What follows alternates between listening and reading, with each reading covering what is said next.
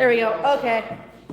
Now you're good. Happy Mother's Day, everybody. I think everybody's at Easter brunch with their mom, or acting mom. Norm asked me to do this week. It's an emotional day for many of us on Mother's Day. And so I just wanted to first thanks Norman. He's very positive and loving. And you're an incredible role model for the church and for the world.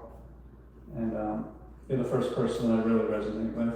You know, your message is really wonderful. So it's really nice to find you guys. So do we do joys and concerns first? No, opening prayer. Opening prayer. Okay. It's my first time. Okay.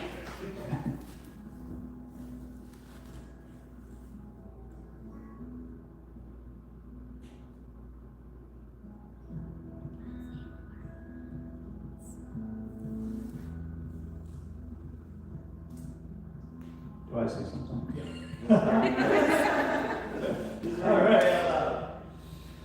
Well, let's take a moment to pray together.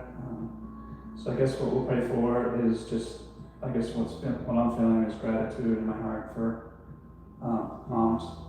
I know from my experience growing up, my mom was the nurturing one and the one who believed in me and put bandages on my cuts, things like that.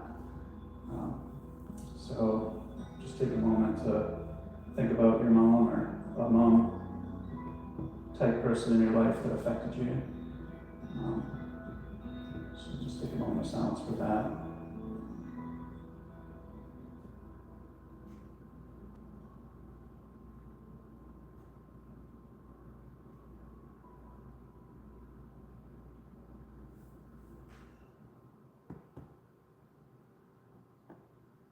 At the end or something.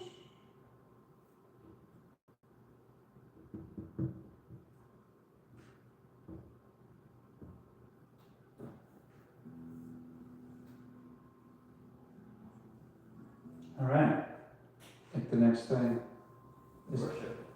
It's worship. Okay.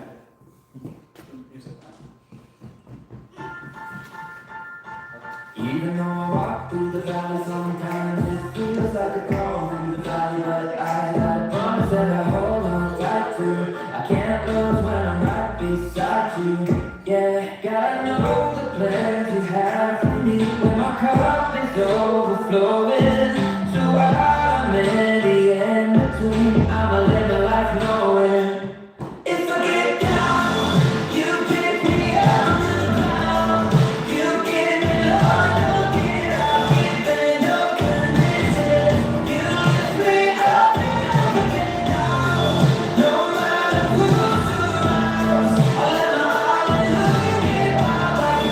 Say sunshine, open, I'll lift you up and I'll forget. Ask me how I know you're gonna do it. Every time I think it's coming to me, the devil tried to make me turn away. 'Cause even on my worst day, yeah, if I get down, you pick me up from the ground. You give me love and don't get out, even no conditions. You lift me up and I'll forget now. No matter who's around, I'll let my hallelujah get my life. Say sunshine, open, I'll lift you up and I'll forget.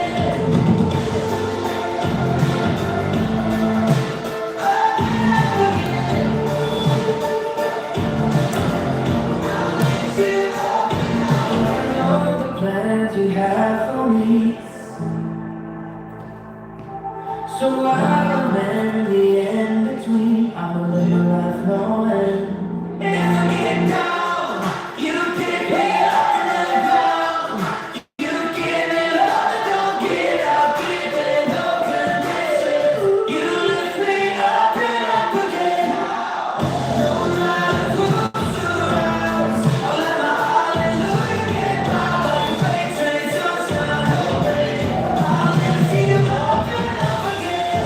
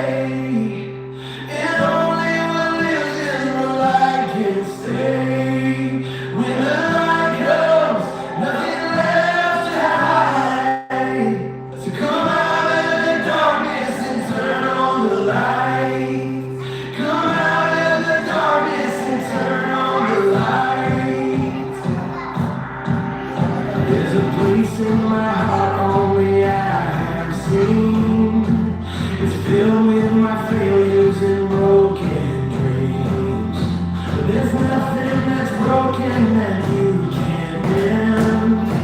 Let this be the day that I let you in. When the night comes, darkness runs away, and only one lives in the light can stay. When the night comes, nothing left to hide. So come out of the darkness and turn on the light. Turn on the light.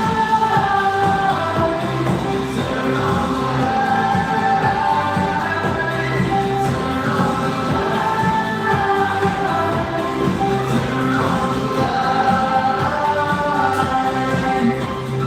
place in your heart only you have seen. It's filled with compassion for someone like me.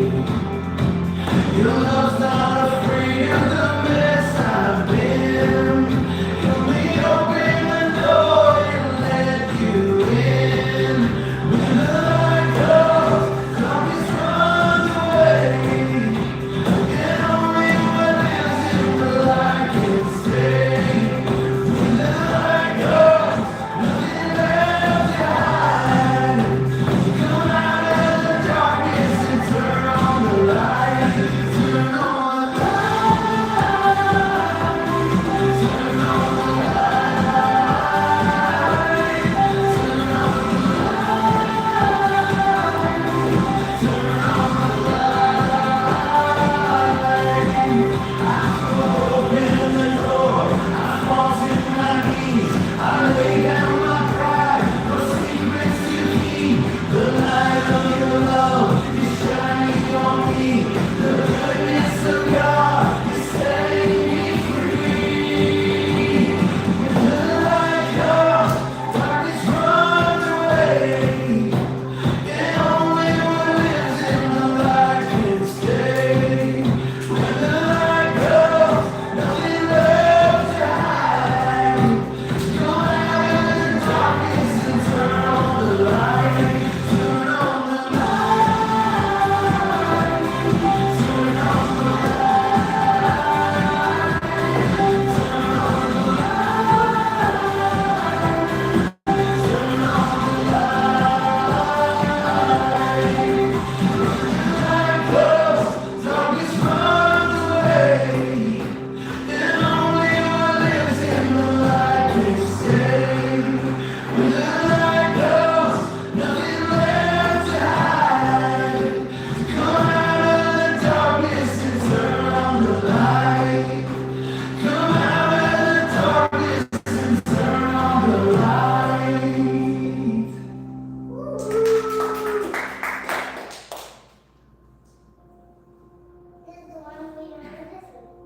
No, this is a new one, buddy. Yeah, I was.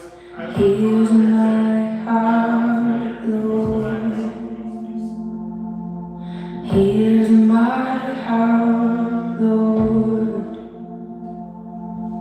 Here's my heart, Lord.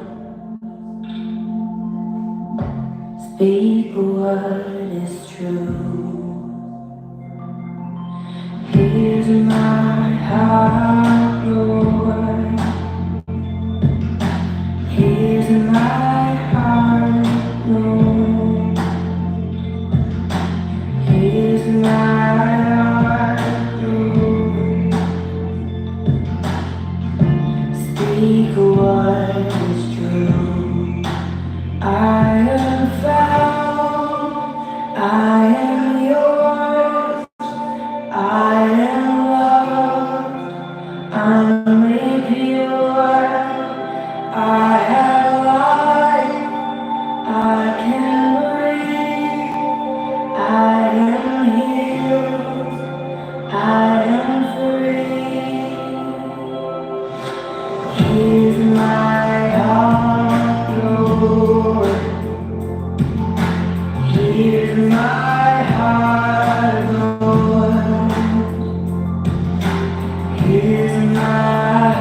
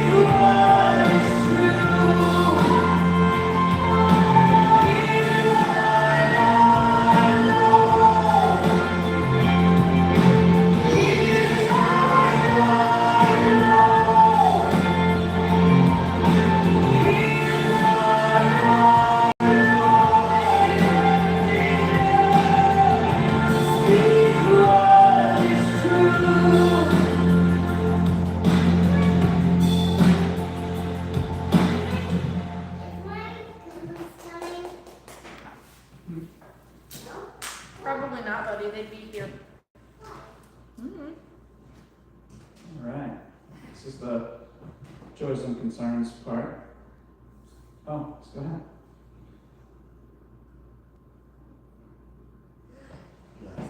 He lost it. You want to come tell me up here? You forget, baby. Come on, bud. Come here. Our great uncle Ernie passed on Wednesday morning. He was suffering from cancer, and my mom and grandmother found out the day that they were going to go head up to visit him, and he was very excited. But unfortunately, the dog walker came in and to get the dog to the floor. So that's part of the reason that mom's in here today. Still very heavy, the reason that we just went to go look at his room and stuff on Friday. So prayers for the family. She's down, my daughter's now down 6 siblings out of the 9. She's one of the only 3 left. Yeah, Ernie was her twin. Yeah. I've got both joy and concern. The joy is that normally the month of May is rough for me. Mental health speaking, a lot of depression during the month of May. And that hasn't really been the case this month. So, despite the fact that only 3 funerals at the beginning of the month, one for my mother's best friend, one for a very, very dear close friend, and then my friend Ryan doing his funeral yesterday. All those funerals went really, really well. Everybody said that I did an amazing job capturing who they were, so I thank God for that gift, because I definitely don't feel it when I'm saying what I'm saying and doing what I'm doing. I'm like, really could have been better, but everybody's always amazed, so I know it's not me because I'm already thinking I can do this. So that's the joy. The concern is my friend Sherry Rhoda was supposed to be here today with her mother, but on Friday she attempted suicide. So she cut both her wrists and her throat. So they're not here today. But she survived. But just pray for her mental health and for her family. Didn't catch what was the name? Sherry. Sure.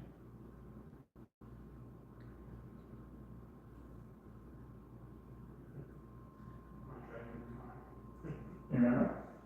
My fish died a couple of years ago. Not a couple years ago. Yes. He got a fish and it passed away last week. Oh. We got it a bigger tank and then it was fine, and then we got up the next morning and he was floating in the tank. So we're working on getting a new one. I feel so bad for mom, because I messaged her, I was telling her about it, she's in the mountains, I was like, yeah, this is happening. And apparently she had sent me the message about Ernie, like an hour prior, my phone number notified me, so I'm just messaging her about a fish. After she found out that her uncle died. I could see how that And I was would like, cross this oh my whole God, I'm so sorry, I did not see that. And I called her and I was crying, I was like, I'm so sorry. I'm thinking about you. Accidentally looked like the world's biggest jerk. It can be very fragile. So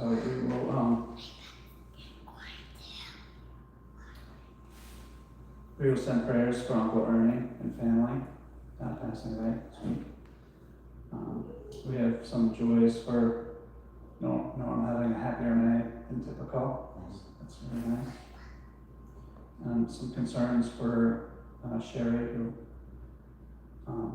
attempted her own life this week. And also some prayers that Connor's fish rest in peace. And we want to take a moment to just send positive thoughts for all these things.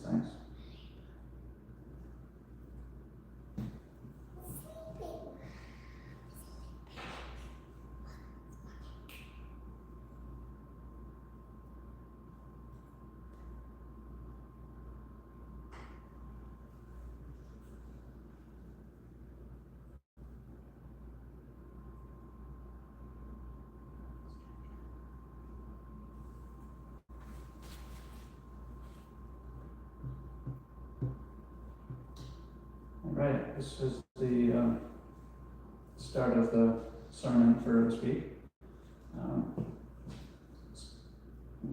My experience was a little bit odd for it being my first time trying to do this and having it be Mother's Day. So I was like trying to balance what I would want to do if it wasn't Mother's Day and what I would do if it is Mother's Day. So, but I'm just gonna be who I am, do what I usually do. When I do try to say the message to people out in the world about my experiences. So, anyway. So John 6:44, no one can come to me, Jesus is saying this, no one can come to me unless the Father who sent me draws him in, and I will raise him up on the last day. And the reason I wanted this verse was because, there is an idea that in order to get to God, you have to go through Jesus, and that may or may not be true. But I do know my experience was God I found first, and then He did bring me to Jesus, and that's what this says right here. God will bring us to Jesus, and so I was just going to tell a couple of stories that brought me first to God and then to Jesus.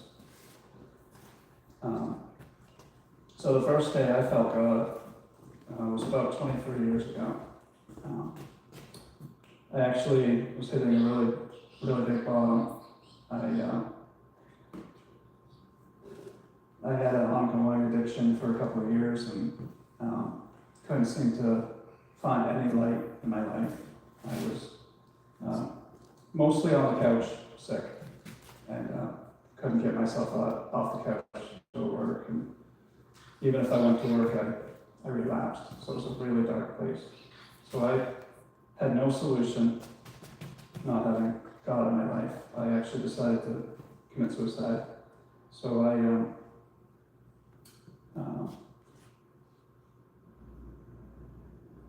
so what happened was I came home from work and I went next door to grab my dad's hunting rifle. And when I walked back to my property, the phone was ringing in the van. And I had this inner voice say, see who it is.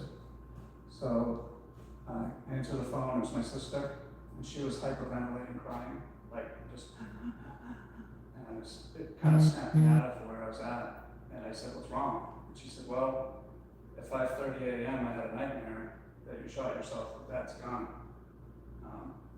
across from your house in the parkland. And that's exactly where I was headed. And so she reminisced it in a dream. She felt all morning that it had happened. She's so upset and scared. But her experience was that from 5:30 to 12:30, she called me over and over and over. It wouldn't get through. She couldn't leave a voicemail. It just blocked her. And then exactly at 12:30, when I walked by, it let her through.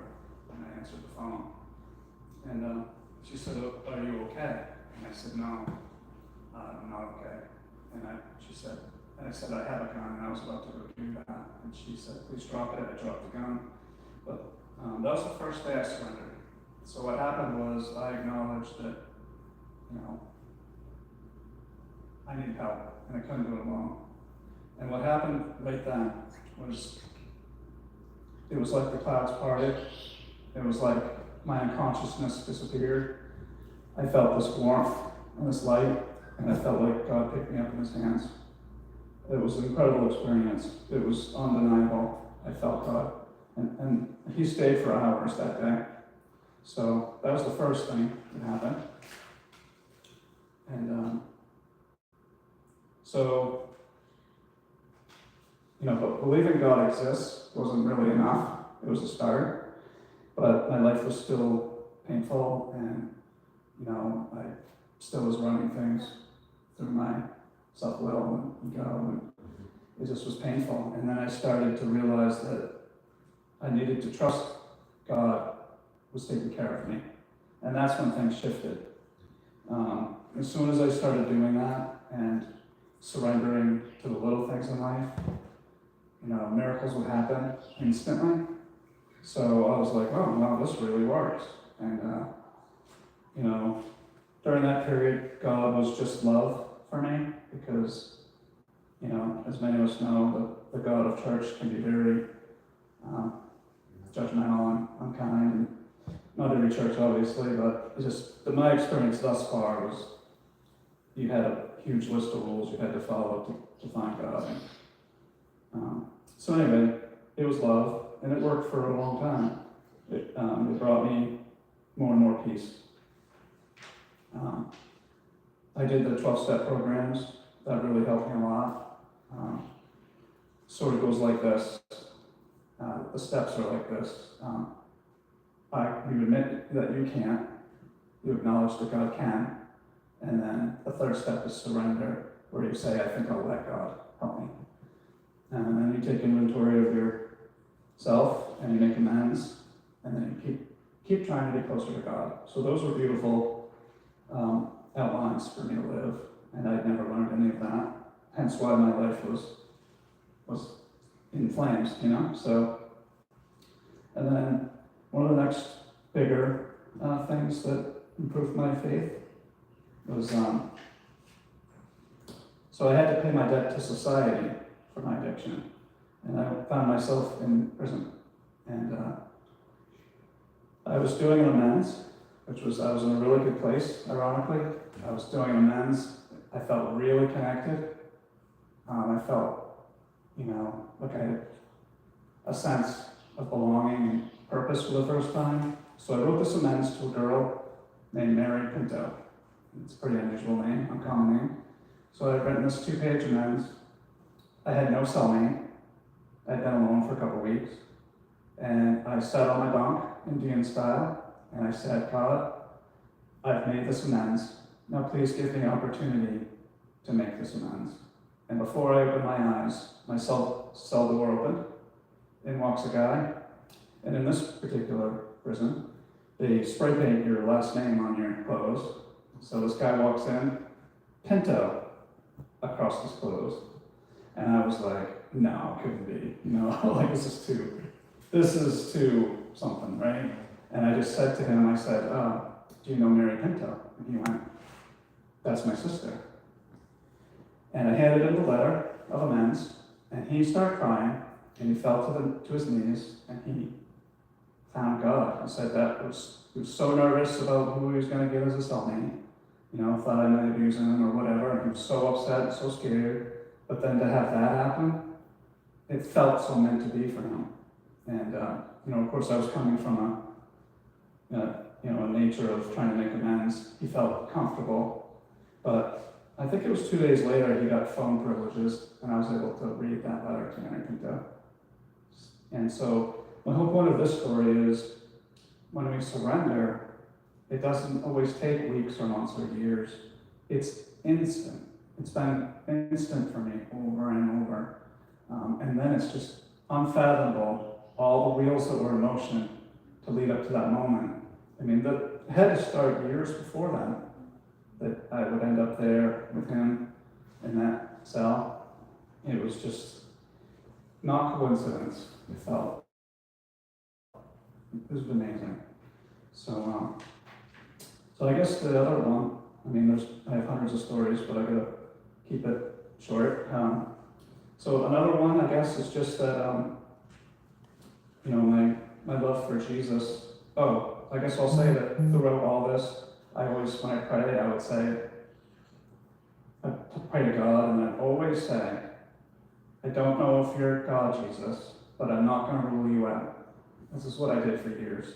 It worked. My relationship with God worked without Jesus then, but I always said, I'm not going to rule you out. And then, I don't know, 7 or 8 years ago, I just said, I think I'm ready to explore if there's more to this. So I just said, God, will you please help me, guide me if I'm supposed to focus more on Jesus? And the very next day, I got hit with 2 humongous signs.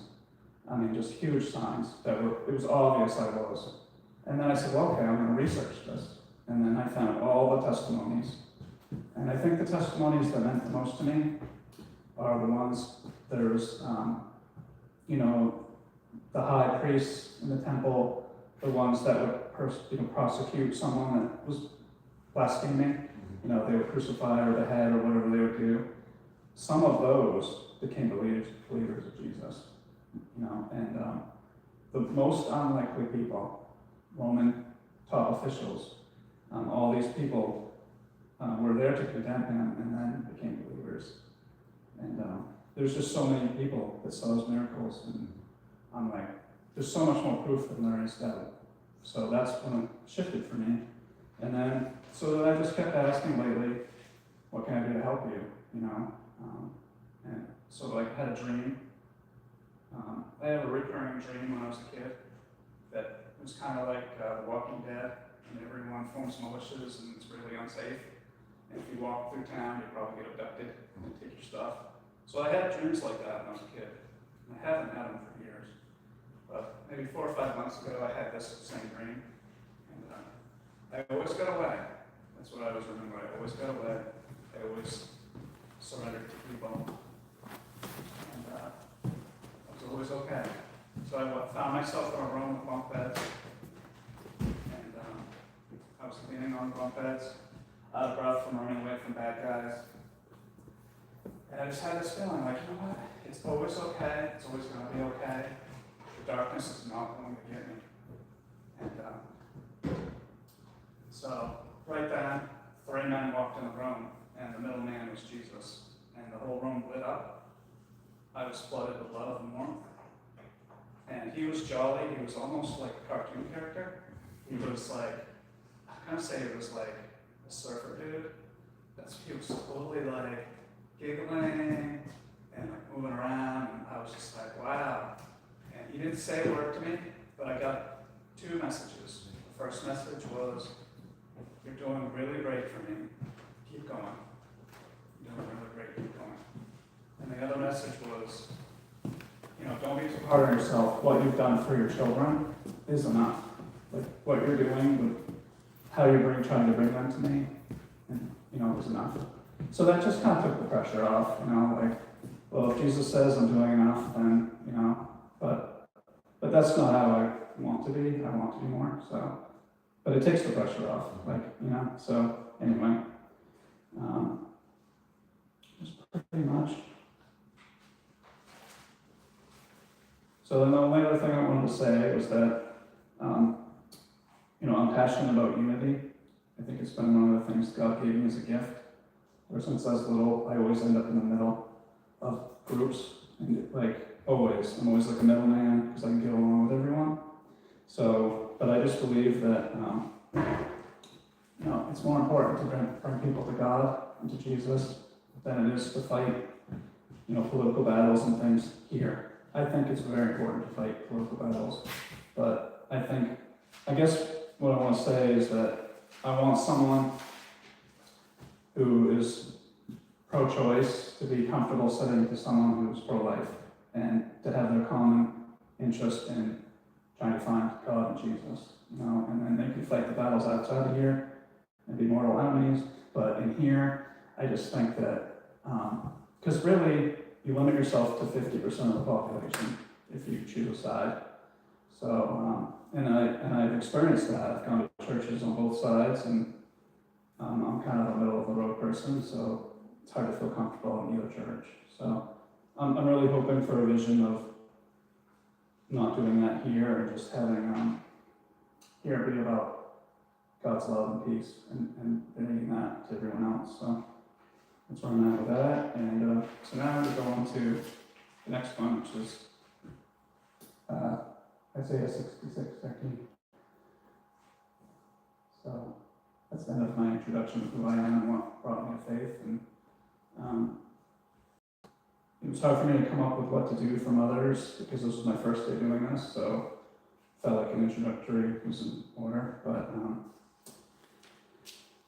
I've had many people touch my lives who are mom figures for me. My mom adopted me, and she did an amazing job as if I was her own. But as one whom his mother comforts, so will I comfort you. And I sort of translate that to mean, this means a mother's love is as Jesus is love. And what he said in several verses is that, I will love you as mothers love you, and mothers love you as I love you. So it's a very similar love to God's. I think it's quite beautiful. And so I was going to say to the mothers that are here, just by being here is a great blessing to the children. What a great part of example you are to be here and to try to bring God to your children.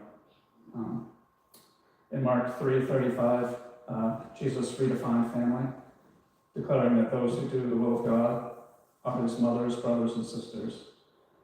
This is signifying that spiritual connection transcends biological relationships. And the reason I bring this up is because not everybody gets a mother, Not everybody gets a healthy or present mother. I was very fortunate that I did, but I know many people that didn't. So we can lean on the mothers that do show up. We can lean on the people that love as Jesus does. And those can be our mothers. So we can be a mother to anyone who needs it. And we can be extra grateful to the moms who are available. And that is the end of my service. So we'll crush it now. We pray.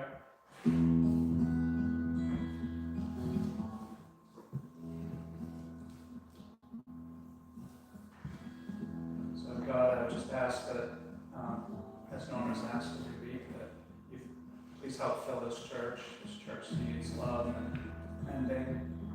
It needs people to come and attend, for us to be a family. I think the message here is wonderful. I think it's going to spread. It's going to take time. And we pray for that for us.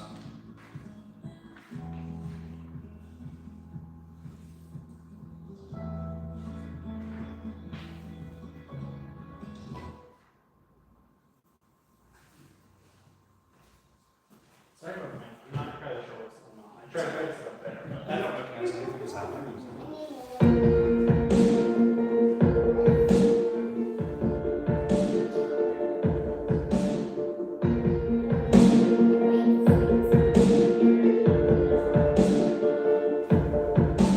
Well, everybody's got a story to tell,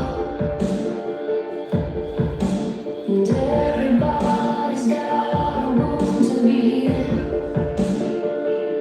I wanna believe there's beauty here, 'cause oh, I get so tired of holding on. I can't let go, I can't move on. I wanna believe there's meaning here. How many times have you heard me cry?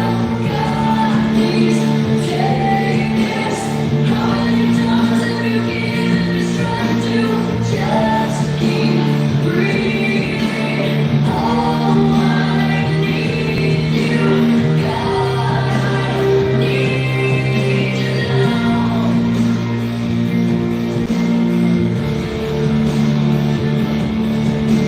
Standing on the road I didn't plan,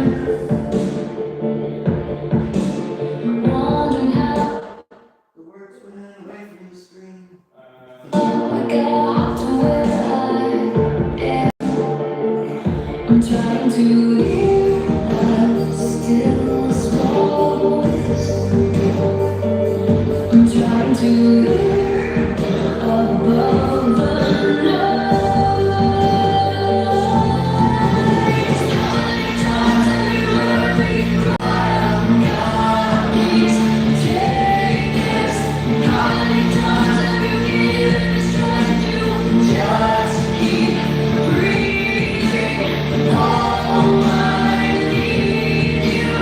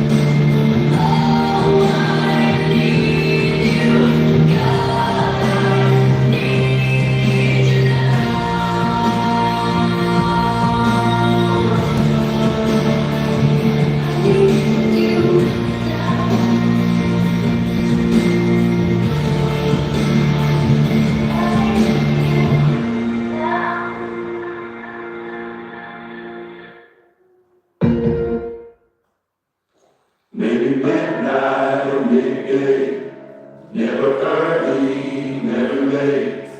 He gon' stand by what he claimed, lived enough life to say, I heard your heart, I see your pain, out in the dark, out in your brain. You're so alone, you're so afraid. I heard you pray, in Jesus' name. It may be midnight or midday, it's never early, never late.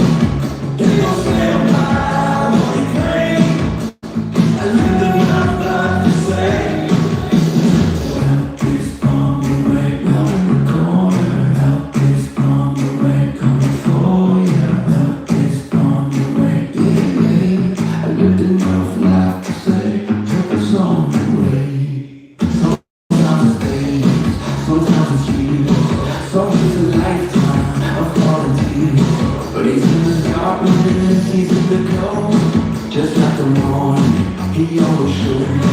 It's a midnight or midday, it's never early, never late. He gon' stand by what he claimed, I lived enough life to say, help is on the way, round the corner. Help is on the way, coming for you. Help is on the way, yeah. I lived enough life to say, help is on the way.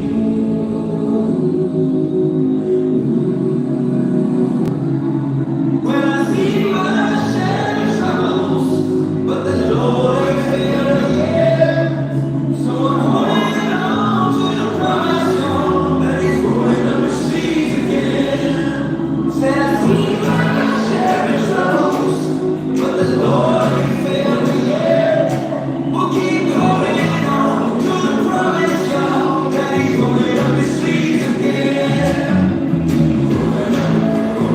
Don't you know it? I can see Him rolling. Help is coming. Hey, maybe midnight, midday, it's never early, never late. He gon' stand by what he claimed.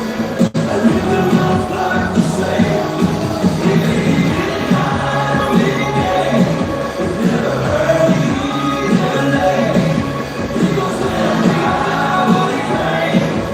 I live enough life to say, help is on the way, help is on the way, round the corner. Help is on the way.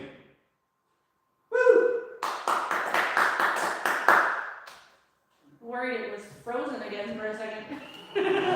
Look at the birds, how free they fly. Look at the lilies growing so well. No, they don't wonder if rain's gonna fall down, or if the sun will ever come on out. So I won't worry about tomorrow. Tomorrow's gonna worry about itself. I got about a million reasons to praise you. I got about a million stories to tell. To tell about how you always been ways to. I may not know where we're going, but I know that it's gonna be